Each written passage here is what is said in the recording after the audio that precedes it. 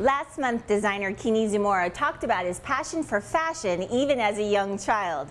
In part 2, he shares how his persistence earned him a spot on Project Runway, despite earlier rejections. I went to McKinley High School. Right after high school, I graduated in 2001 and I wanted to go into college, knowing that my parents didn't have the funding for it, so I had to find it myself. And I wanted to do that. That was the independent side of me. Honolulu Community College for the Fashion Technology department was exactly what I needed.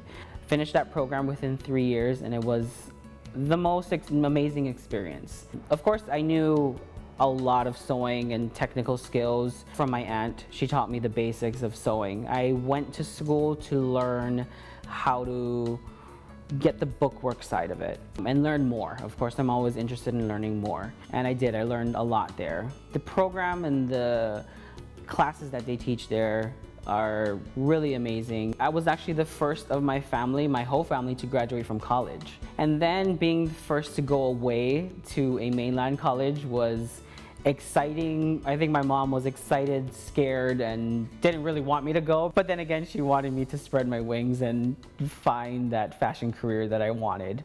It was in January of 2004. I literally packed up and my aunts went on vacation while taking me up there. I would stay in Harlem at my aunt's friend's house while going to school. So as everyone knows, New York is super expensive and you live in a box. I had to make do with what I had, and that's what I did. I walked around, did parks, I went to museums, saw all the free things that there is to offer in New York City, and those are the things that I did for fun there. But the bigger picture in my mind was I was gonna come back a successful designer. I think I was homesick for 2 weeks after, and then, you know, the drive in me was like, I need to make this work. And the reason why I moved back was I realized when I was going to school that the things in the classes that I was going to was teaching me the things that I already knew, that I already learned at HCC. Did I want to leave New York City to come back home? No. I love the city. So just thinking about me coming back home wasn't a disappointment in myself. It was more of, let me show them that I'm ready to become a fashion designer in Hawaii. Being in New York City, it was the first season of Project Runway and it was an open casting call. I stood in line at 5 o'clock in the morning to try for the show. Got through, I think, the first panel of judges, and it was just, got the application, sat down with my looks, and it was just pretty much boxed, and that was it. The next year, I just thought to myself, what do I have to do to kind of grow and change, and what do I have to do to come back and try again? And every time I saw it as an open casting call, I just tried for it. The next one was in LA. I tried out twice there, and again, it was an open casting call, so you have to stand in the line early in the morning. The second time in LA, I got to see Tim, Nick Varios, and that was on recorded part.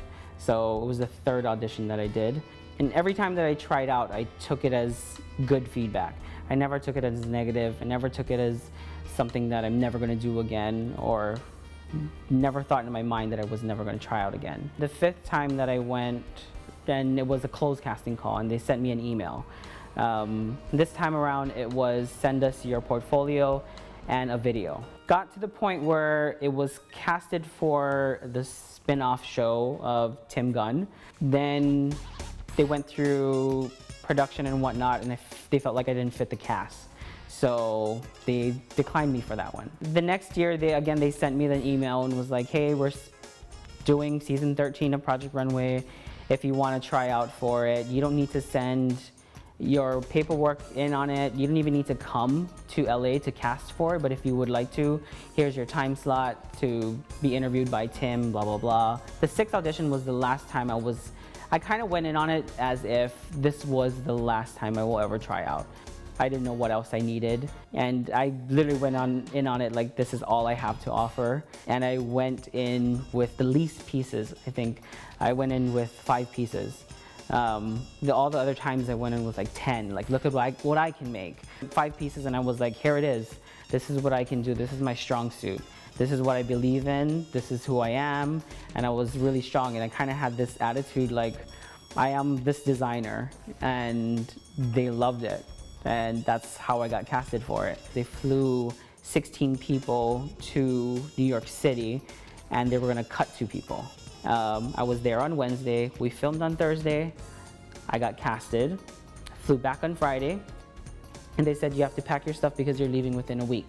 So it was within weeks or a month that I was just on a whirlwind, like, this is happening, this is happening, this is happening, and now I have a business running back at home that I need to take care of, and now you're on Project Runway. There's no books that you can buy to be a reality TV star, so it was literally from New York.